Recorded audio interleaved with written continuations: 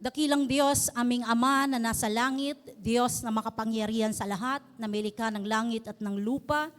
Salamat Ama sa panibagong kalakasan, sa kagalakan na meron kami sa aming mga puso ngayon at kami ay iyong pinaghanda, Panginoon, upang makaniig ka sa araw na ito at maibigay namin ang pinaka-the best na worship na para sa iyo lang, Panginoon.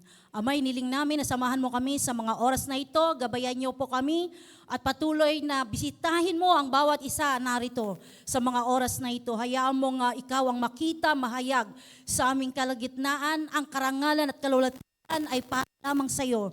Kaya salamat sa katagumpayan sa mga oras na ito. Salamat po in Jesus' name. Amen. Palakpakan po natin ang Panginoon. Hallelujah.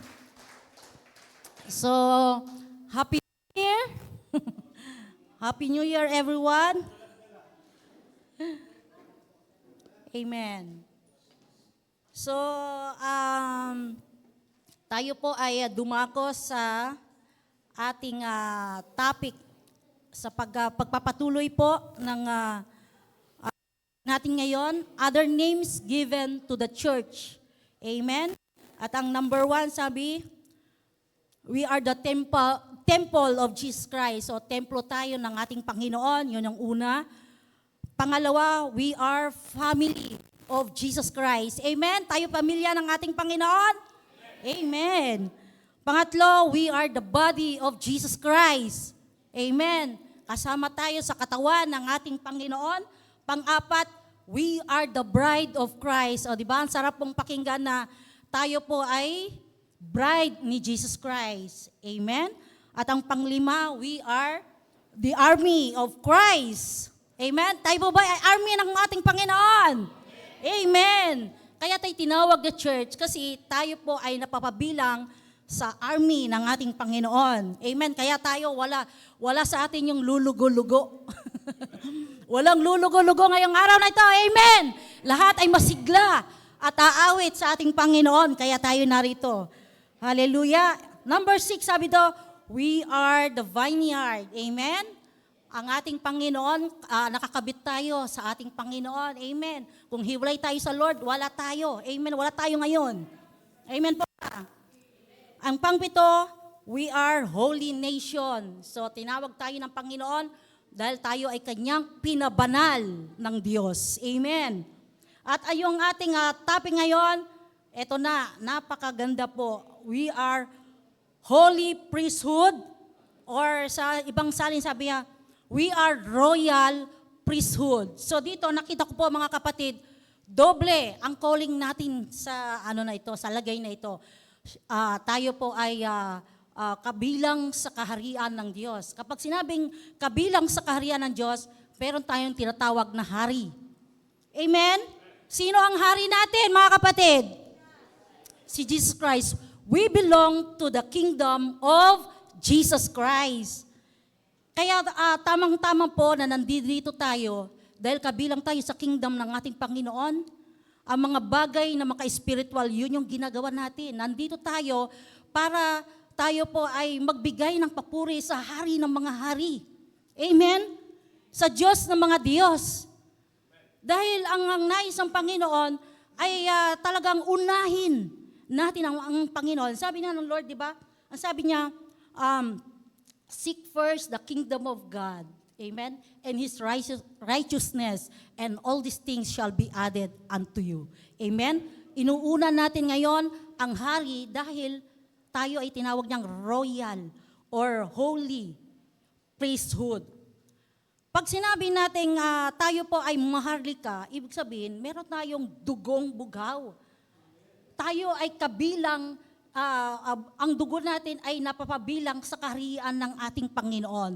Ikaw ay isang maharlika. Amen, mga kapatid? Tayo po ay isang maharlika. Para mas malinaw, mga kapatid, halimbawa ko po si Ayala Zobel. Kapag ikaw ay kabilang na, sabi natin, yung iba dito, apo ni Ayala Zobel. Yung iba dito ay anak ni Ayala Zobel. So ano po ang maiisip ninyo kapag kayo kabilang doon sa angkan ni Ayala Zobel? Mga VIP, etong mga may dugong bugaw ito. Ito ay mga maharlika, matataas ang ano nila, mayayaman. Gayon din po, mga kapatid, bilang royal na sinasabi ng Panginoon, kabilang tayo sa hari, mga maharlika tayo sa harapan ng Panginoon. Hindi tayo basta-basta, mga kapatid. Palagpakan natin ang Panginoon. Amen? Ang hari na mga hari, anak niya tayo. Tayo ay kabilang sa kaharian ng Panginoon. And I remember, isa sa inireveal ng Lord sa akin, kailangan natin magiging matatag, matibay. Kailangan natin magpatuloy sa ating relasyon sa Panginoon. Bakit? Kabilang tayo sa kanyang kaharian. At alalahanin niyo mga kapatid, mayayaman tayo at tayo'y maharlika, sinabi ng Panginoon. Royal priesthood. Why? Kasi pagdating ng panahon, kanya-kanya tayong may mansyon. Sabi mo sa katabi mo, may mansyon tayo sa langit. Doon ang kaharian natin. Amen? Mayaman ka, maharlika ka. Amen? So gusto ko pong basahin po natin yung sinasabi dito ng Panginoon sa 1 Peter 2:5-9. 1 Peter 2:5-9. Tulad ng mga batong buhay, maging bahagi kayo ng isang templong spiritual. Bilang mga paring itinalaga para sa Diyos, mag-alay kayo sa Diyos ng mga handog na spiritual na nakalulugod sa Kanya sa pamamagitan ni Hesus Kristo. Amen. Sapagkat sinasabi ng kasulatan, tingnan ninyo, inilagay ko sa Zion ang isang batong panulukan, pinili at mahalaga. Hindi mapapahiya ang sinumang sumasampalataya sa Kanya. Kaya nga, mahalaga siya sa inyong mga sumasampalataya sa Kanya. Ngunit sa mga hindi sumasampalataya, natutupad ang mga ito. Ang batong itinakwil ng mga tagapagtayo ng bahay ang siyang naging batong pundasyon.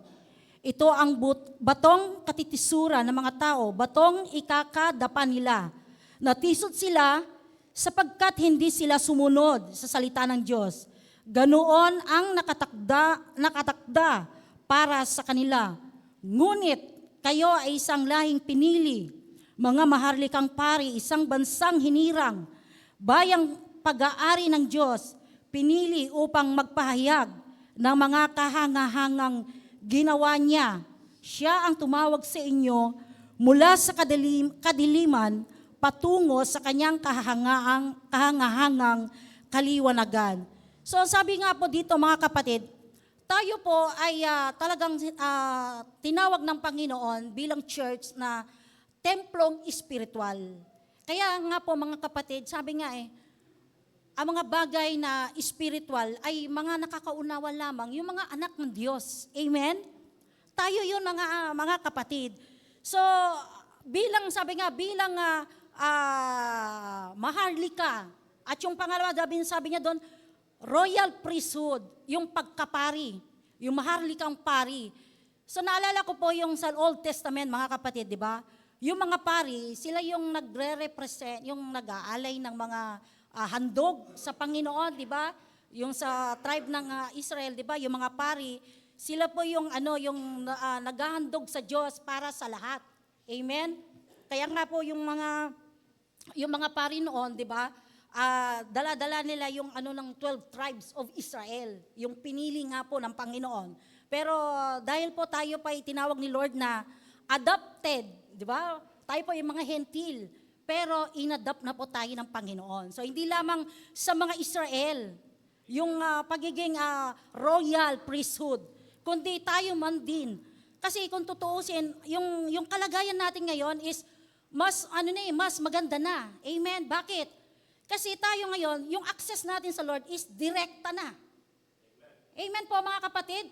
Direct na. So tayo po yung nagkumakatuan bilang church, tayo po yung mga tao na nagdadala sa mga tao para sa ating Panginoon, di ba? Yung ginagawa natin sa prayer meeting, di ba? Nag-i-intercede tayo sa ating Panginoon. Dinadala natin yung mga prayer and request ng lahat ng mga tao para sa ating Panginoon. So tayo po yung bayang yung paring pinili, yung maharlikang pinili ng Diyos para tayo po ay kumbaga idalhin ang mga tao sa ating Panginoon. Amen? Good po yun mga kapatid.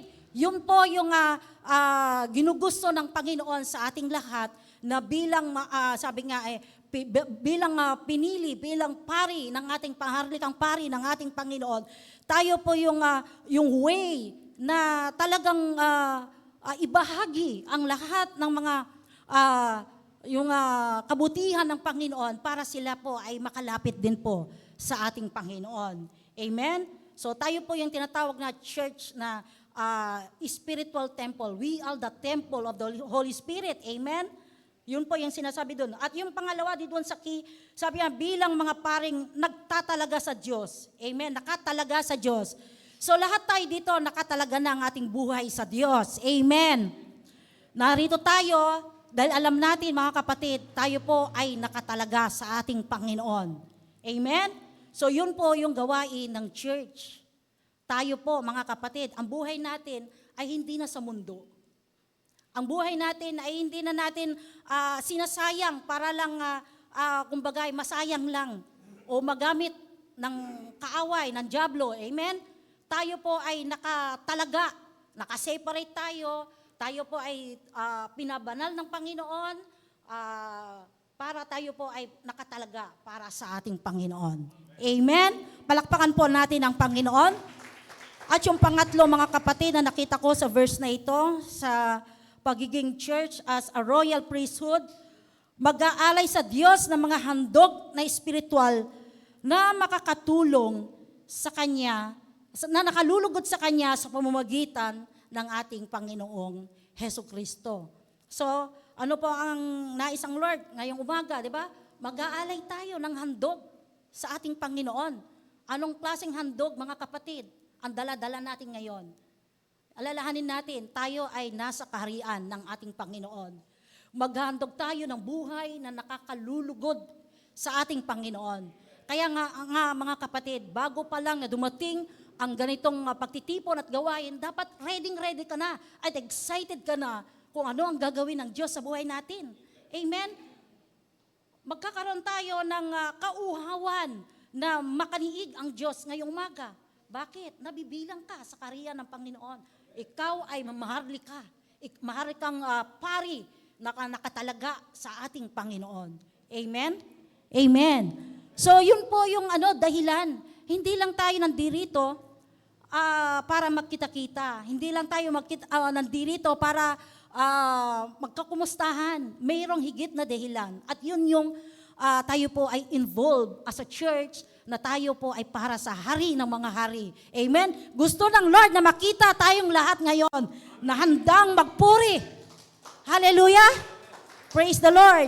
Yun po ang ninanais ng Panginoon. Kaya nga, sabi ko nga kay Lord, Lord, napakagandang araw na unang Sunday. Makikita mo ako na sasayaw ako sa iyo. Makikita mo ako na hindi ako lulugo kasi dugong harlika ako. Amen? Dugong bughaw ako, pinili ako ng Panginoon. Kaya dapat lagi natin, yun yung magpapamotivate sa atin mga kapatid, na bilang church, na ikaw ay tinawag na royal priesthood, tayo ang dahilan. Tayo po, yung pagpupuri natin ngayong gabi ay maging buhay. Amen? Yung mga pangit na hindi natin na magandang ginagawa natin sa harapan ng Lord, magbago na tayo. Amen? Amen. Kasi sabi nga may mansion tayo Nabibilang tayo na may mansion tayo tapos hindi ka wala kang alam sa mga bagay na nakalulugod sa Panginoon. Amen? Amen. So, yun po mga kapatid, no? Sabi nga, maghandog tayo ngayon bilang church sa Panginoon, bilang nakalulugod sa ating Diyos. Amen? So, nag-gets nyo po yung ibig sabihin ng Panginoon dito? Hindi tayo lulugo-lugong kasi maharlika tayo. Amen? Kabilang tayo sa kaharian ng ating Panginoon. Ano man ang nakahanda para sa atin, mangyayari yon. Kaya sabi mo sa katabi mo, umayos ka. Umayos ka. Amen, joke lang. Umayos ka, mag-ayos-ayos tayo ngayon. Kasi baka mawala yung mansyon. Mawala yung kaharian ng Lord. Totoo yun, mawawala ang kaharian ng Panginoon sa atin. Kapag hindi tayo talagang kabilang. Kaya umayos-ayos tayo mga kapatid. Amen? Umayos-ayos tayo. Okay, umayos tayo. Amen. Okay po, number 9 na po tayo. Ang sabi po dito,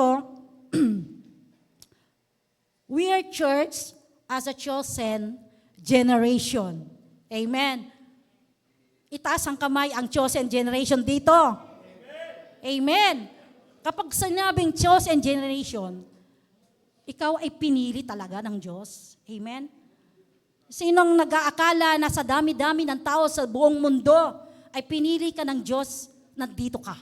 Amen? Palakpakan natin ang Panginoon. Ang Diyos ay sa dami ng tao. Kasi sabi ng Lord, di ba, hindi lahat anak ng Diyos. Tandaan ninyo mga kapatid, hindi lahat pinili. Hindi lahat pinili. Yung pinili ka ng Diyos na umupo ka dyan at maging media, hindi lahat pinili. Yung tatawagin ka ng Panginoon na magda-drums, magigitara, yung magiging pastor, bishop, hindi ikaw ang pumili sa'yo, sa sarili mo. Ang Diyos ang pumili sa'yo. Amen? Yung tagapunas o tagaayos ng mga upuan na yan, mapalad ka kapatid. Isa ka sa pinili. Sabi mo, pinili ako.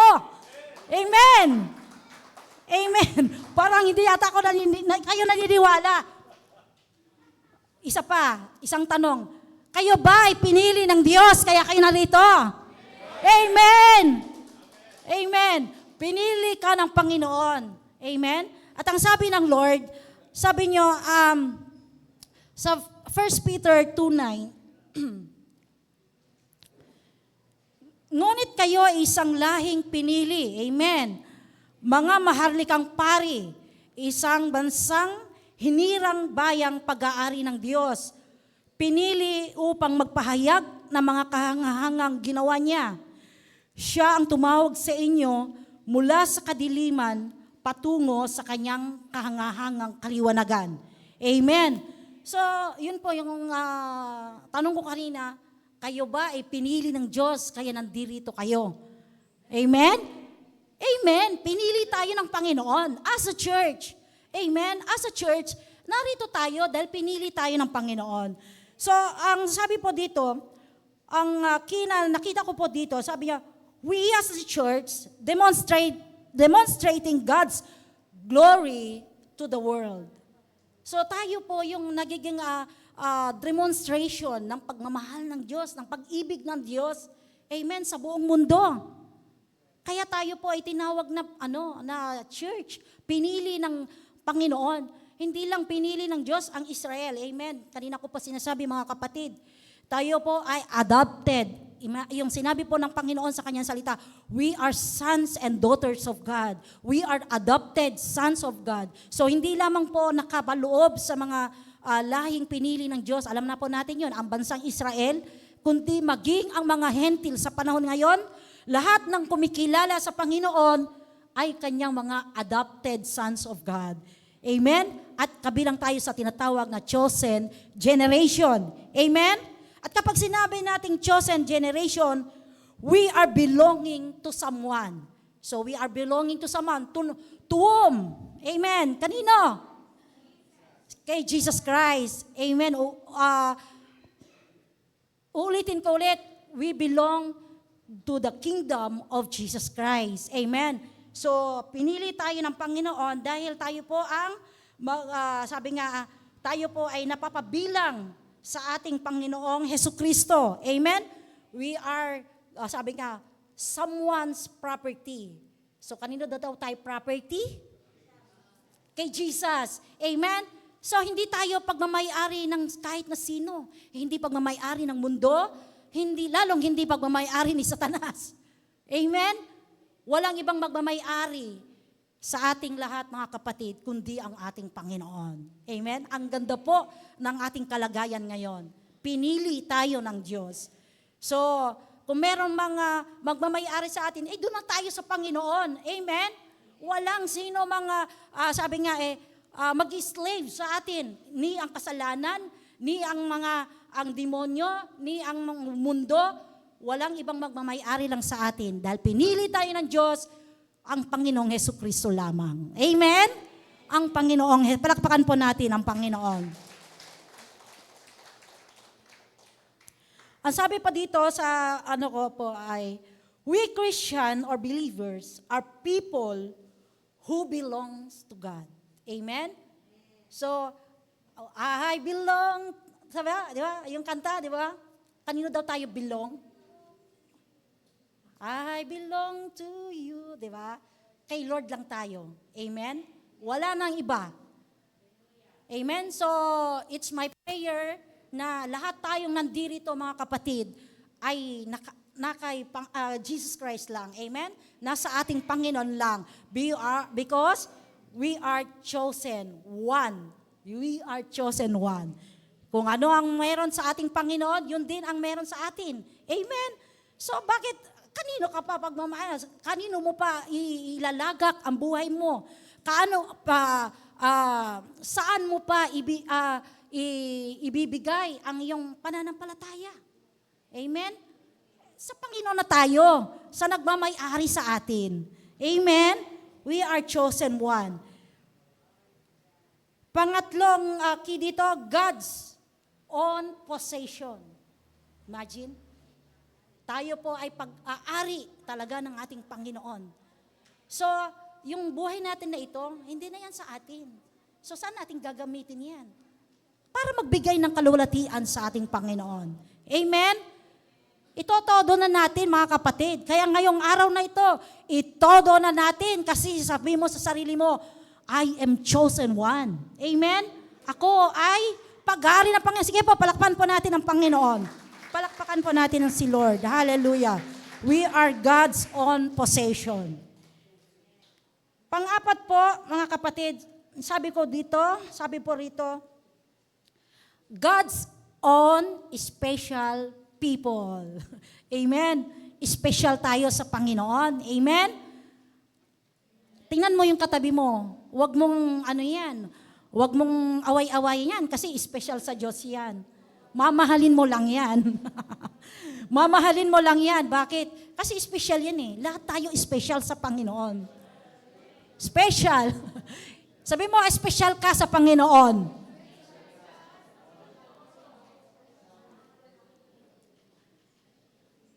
Kaya 'di ba mga kapatid, 'di ba? Kahit minsan ay hindi kaibig-ibig yung kapatid mo, 'di ba? Minsan gusto mo ng pero hindi mo siya magawang talagang saktan. Why? Kasi alam mo na special 'yan sa Lord. Katulad mo. Amen. Kung special ang pagtingin ng Diyos diyan, special din ang pagtingin mo diyan. Amen. Kaya po nawawala po yung yung division sa church, yung pagkakagatan sa church. As a church, lahat tayo ibibilang natin ang mga kapatid natin, ang bawat isa, na we are God's special people of God. Amen? We are God's own special child. Amen? So kung special tayo sa Panginoon, mababago din ang pagtingin natin sa isa't isa. Special din.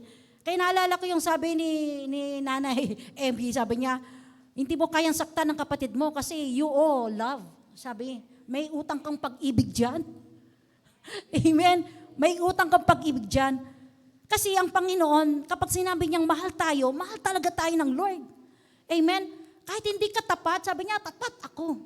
Mahal kita, tapat ako sa iyo. Amen? Hallelujah. So, salamat at malatapos na eksakto. Eksakto. So, sabi po dito sa John 1:12, gusto ko pong patunayan sa John 1:12, yung sinasabi po ng Panginoon sa atin.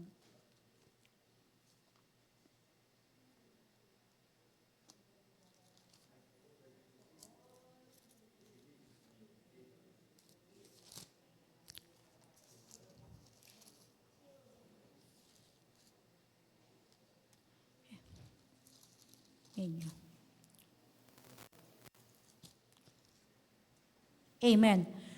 Subalit ang lahat ng tumanggap at sumasampalataya sa Kanya ay binigyan niya ng karapatang maging mga anak ng Diyos. Amen? So yun po mga kapatid, bilang special na anak ng Panginoon, bilang chosen one, ikaw ay pinili ng Diyos para maging anak niya. Amen? At tayo ngayong umaga ay umarap sa ating amang nasa langit. Amen? Tayong kanyang pinili. So, hayaan po natin mga kapatid, ngayong araw na ito ay ibigay natin yung the best. Amen? Bilang anak niya. Amen? Praise God. Sige po, tayong lahat ay tumayo at manalangin.